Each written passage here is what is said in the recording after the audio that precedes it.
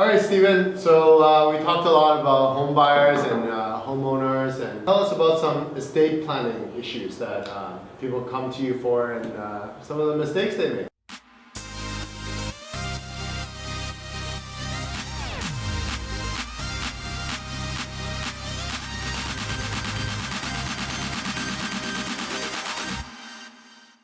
Yeah, so I love to talk about estate planning issues. It obviously takes up a big chunk of our practice, and you talk about most people and some of the mistakes that are out there. Most people make most of the mistakes that are out there. This is something that, do not take lightly. A lot of people don't like talking about them kind of shedding their mortal coil, right? A lot of people don't like to talk about dying and what's going to happen, but it is going to happen. It's a reality. So make sure you are having these conversations early on, not when you're incapacitated and not in sound mental or health to have these conversations. Do it with a professional that is licensed, that can do estate planning, like someone like myself.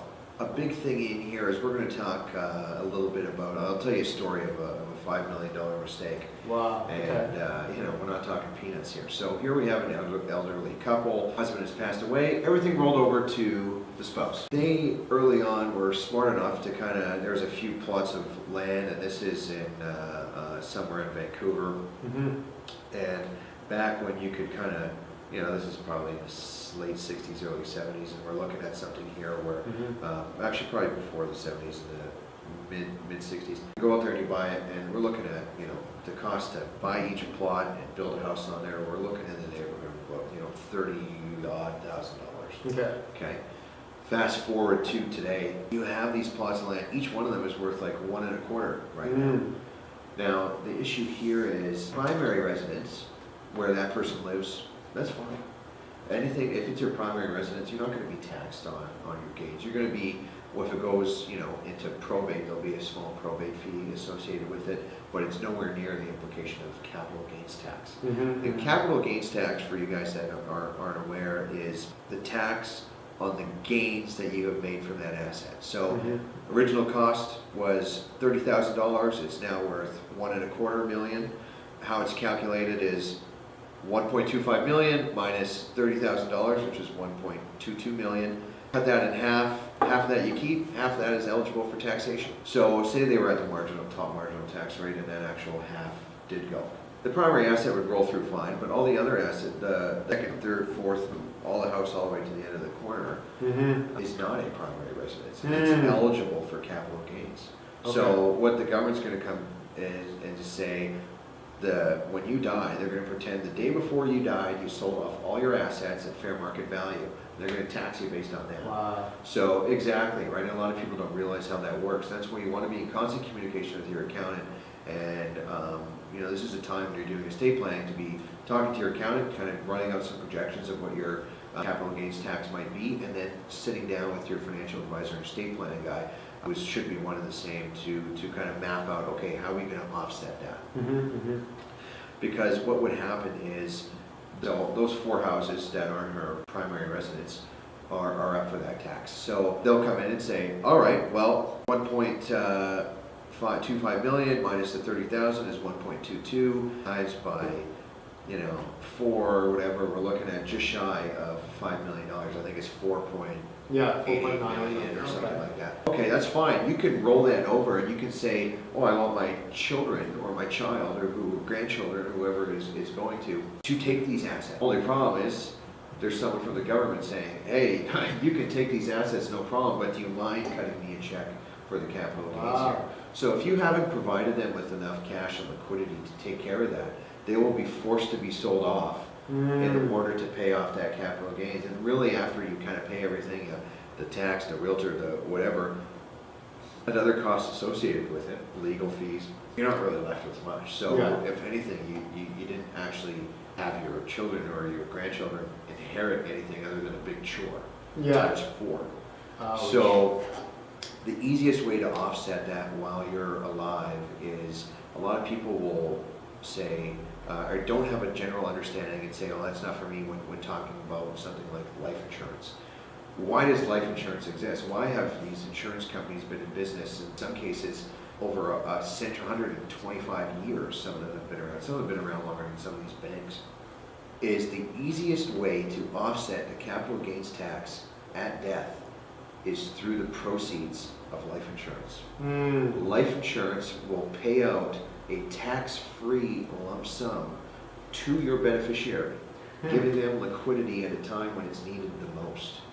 It's needed the most because there's all these bills, final expenses, funeral costs. In this situation, possibly an almost $4 or $5 million capital gains tax. Now, everyone's situation isn't like that. Yeah. Some people far exceed that. Some people fall very shy of that. It doesn't matter. It's always going to be there. So when you're sitting down with them for actual pennies to the dollar, for the cost of life insurance, you're actually able to transition that wealth to those people, giving them the liquidity they need to go out there and pay that capital gains tax, pay for the funeral, pay for this and that. And there's tons of different ways to structure how you want to fund it, what type of insurance product you want. But at the end of the day, the end result is to make sure that liquidity gets into the hands of who needs it. That way they're able to actually retain all those assets that were given to them, and actually you're able to provide and leave behind something for that generation that you had intended to. Then they'll either take whatever's left over in the life insurance proceeds and keep it for themselves, or use it to go and pay off that tax. And now they can actually do what they want with those 4 properties in that example. Or in someone else's example, maybe something as simple as just, oh, I have a cabin at Cultus Lake, or I have a place up in Whistler, but I also have my primary residence here. Or, you know, I don't really have much to leave someone other than my primary residence. Maybe I'll leave them something, okay? Now, that's a very simple solution. Sometimes it gets a little trickier than that. Everyone's family is, you know, a little different. It'd be easy if it was, you know, hey, you have one child and everything goes to them. But what if you have multiple children? What if you have a piece of real estate and it's the primary asset that you have in your holdings? Now, you can't leave one house to 3 adult children. So what do? You need to look at equal distribution of capital at death. And you might want to leave one child the house, because maybe they're a young family and they kind of need it. The other 2 children are maybe single and still renting, but that's a little unfair. Leave one a house and the other 2 nothing. Well, what do? You can take the actual equal sum of what that was and help transition that to the other 2 children. Again, using something like your cheapest and most effective way is using something like life insurance. Or if you have, you know, some people might have investment assets and things there as well, which, just like a house, will be treated with capital gains tax at death as well. Sometimes up to 50%, depending on who you are. So the easiest way to offset that, again, is through insurance products. So you want to make sure that if you're holding real estate for the purpose of staying there and transitioning either your primary residence, your secondary residence, or any investment properties or vacation properties that you have to your children or to your nieces and nephews or your grandchildren or whomever, whoever's important to you and you think they deserve it, to make sure you're giving them something other, but not burdening them with a tax bill or a debt or something like that. And you have the proper financial instruments in place given to you by a professional and kind of really mapping it out. You just tell them what you want to have happen and let a professional like myself actually go out there, do the hard work, roll up the sleeves, make it happen, and just come back to you with a solution. Take your stress away from it, but it's not as stressful as people think. Just think of the stress that you could cause that person by not taking action. So when it comes to estate planning, do it right, and make sure that you have a clear vision of where your wealth is being transferred to and what's the best way to get it to that person. And real estate is often the biggest piece of that. As a lot of people won't realize that, you know, especially here in Vancouver, a lot of people will go out and buy up real estate. It's been a great asset class over the last several decades. But you'll have to pay the piper at some point. You can't kind of see this growth and then all of a sudden someone goes and sells it in. Here you are reaping the benefits, but you will have to see the tax bill. So very, very common thing that we talk about in our office every day. It's a big thing, especially in a market here that has so much luck with real estate. Big thing to worry about come estate time.